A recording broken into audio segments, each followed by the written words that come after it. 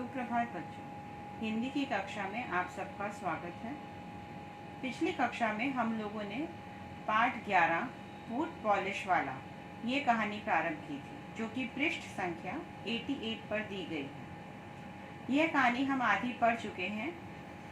इस कहानी में लेखक ने बाल मजदूरी के विषय में बताने का प्रयास किया है कि किस तरह छोटे बच्चे जो कि अपनी पढ़ाई छोड़कर काम करने लगते हैं किसी कारणवश, उन बच्चों के बारे में बताया गया है। तो इस कहानी में हम लोग अनवर बच्चे के बारे में पढ़ रहे हैं, जो कि 10-11 साल का है और रेलवे स्टेशन पर बैठा है। अब हम लोग पृष्ठ संख्या 91 निकालेंगे। 91 पर अब हम लोगों ने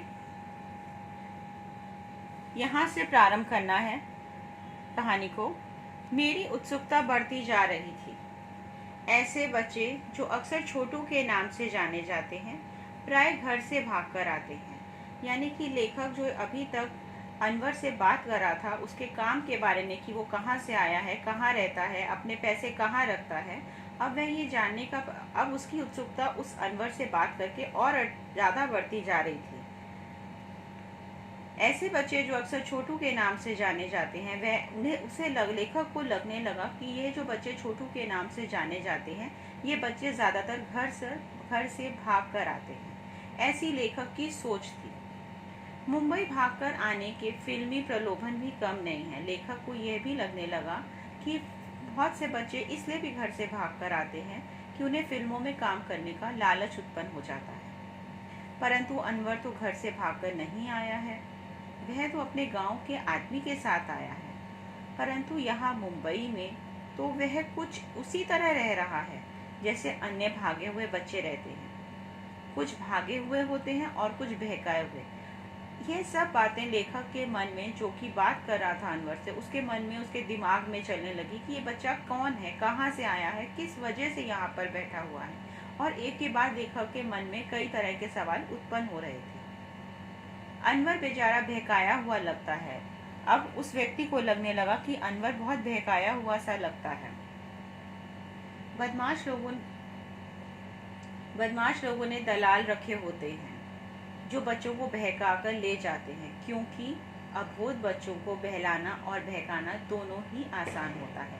अब लेखक को यह महसूस होने लगा कि बच्चों को भगाकर भी लोग ले जाते हैं। ऐसे बच्चे जो बहुत छोटी उम्र के होते हैं, बहुत सी जगह पर ऐसे दलाल होते हैं, ऐसे व्यक्ति होते हैं जो कि बच्चों को भगा कर ले आते हैं और किसी के घर से कुछ भी प्रलोभन दिखाकर बच्चों को वहाँ से भगाकर उनके माता पिता से दूर कर देते हैं और उन बच्चों से भीख मंगवाते हैं या कुछ ऐसे कार्य कराते हैं जो नहीं कराने चाहिए। और वह बच्चे जिनकी पढ़ने लिखने की अवस्था है, वह बच्चे अपने घर से दूर छोटे छोटे काम करते हैं।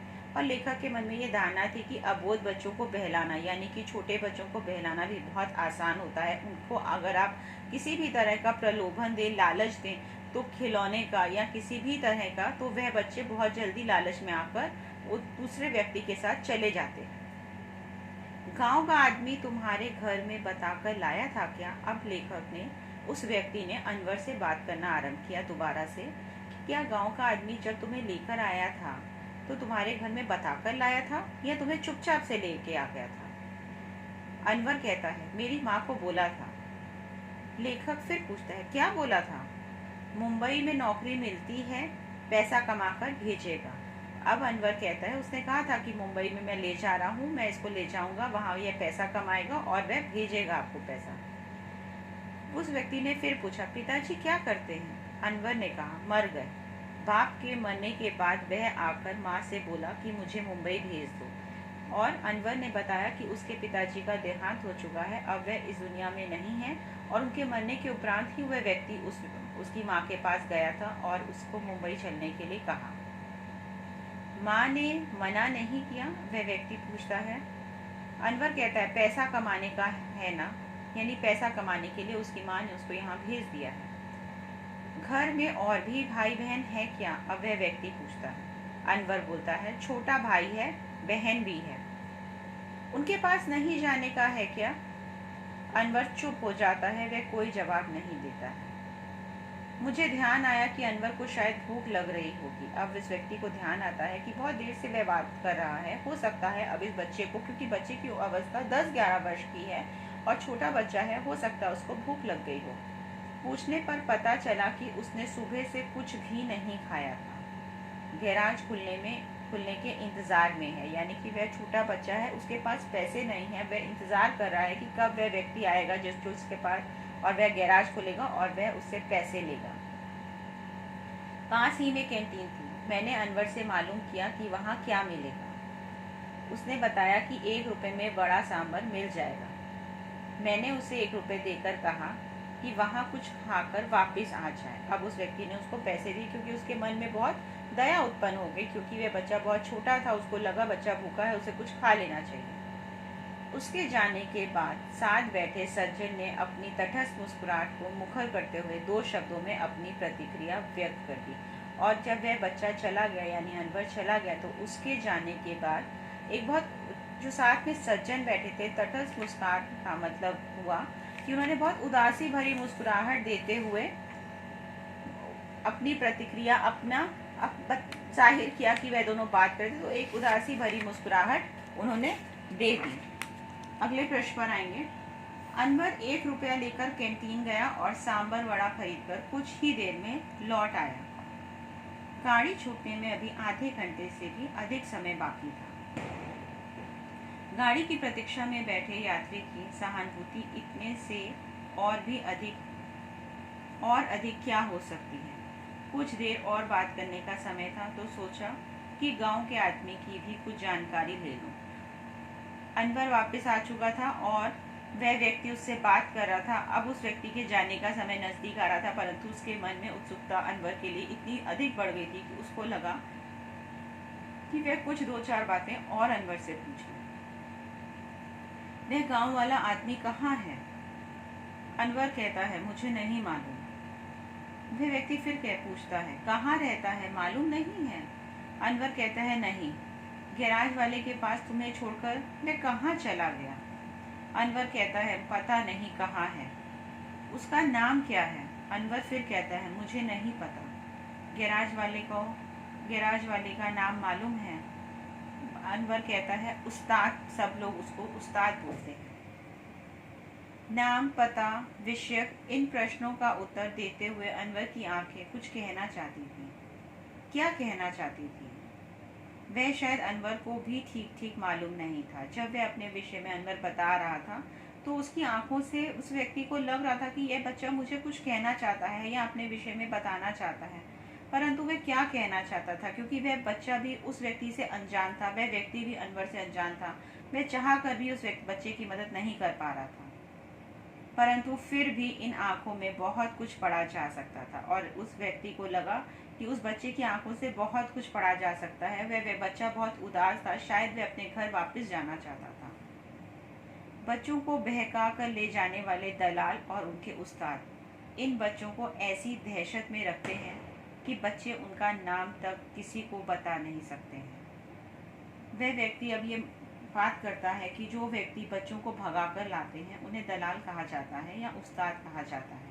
और ऐसे लोग जो बच्चों को बहका कर, फुसला कर लेकर आते हैं, वो बच्चों को इतना डरा धमका देते हैं कि वह बच्चे चाह कर भी, अगर वह चाहें भी अपने आप को बचाना या वहाँ से भाग जाना, तो वह नहीं भाग पाते, क्योंकि बहुत कम अवस्था के वो बच्चे होते हैं, बहुत कम उम्र के वो बच्चे होते हैं, और वह उन लोगों से इतना अधिक डर जाते हैं क्योंकि वह उनको डराते हैं और वह चाह कर भी कुछ नहीं कर सकते। अगर उनके सामने पुलिस भी खड़ी हो, कोई मदद करने वाला व्यक्ति भी सामने हो, पर वह अपनी तकलीफ नहीं बता पाते, क्योंकि वह उन व्यक्तियों से बहुत अधिक डरते हैं। और तो और वह अपनी कमाई तक अपने पास नहीं रख सकते। ये कैसी विडम्बना है। और वह व्यक्ति मन ही मन सोचता है कि बच्चा कमाता भी है, अपनी पढ़ाई छोड़ के उससे वे लोग काम भी कराते हैं, परंतु वह जो बच्चा कमा रहा है, वह पैसे भी अपने पास नहीं रख सकता। ये कैसा मतलब भाग्य का उपहास है, कैसा मजाक है उस बच्चे के साथ कि जो व्यक्ति पैसा कमा रहा है, वो पैसा भी उसके स्वयं के पास ना होके वह अपनी ज़रूरतें पूरी नहीं कर पाता, और वह सारा पैसा उसको दे देता है जो उसको भगा कर लाता है।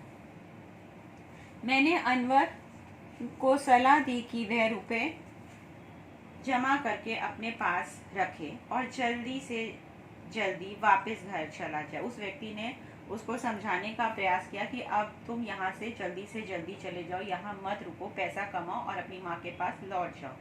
इस सुझाव से उसके मन में आशा जागृत होनी चाहिए थी, पर क्या वह इस हालत में था कि इस प्रकार की आशाओं की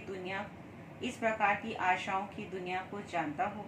वह तो आशा और निराशा के अंतर भी शायद ही कर सकता हो, क्योंकि उसके लिए तो निराशाओं के बीच आशाओं पर जागना भी आवश्यक है।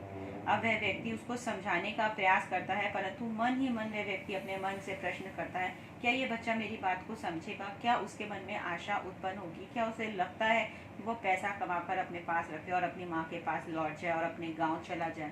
परंतु उसके मन में, खुद लेखक के मन में या उस व्यक्ति के मन में ये इच्छा, उसके मन को ये लगा कि इतनी सारी निराशाएं हैं, इसके बीच में उसके मन में आशा का होना या आशाओं को जगाना बहुत आवश्यक है।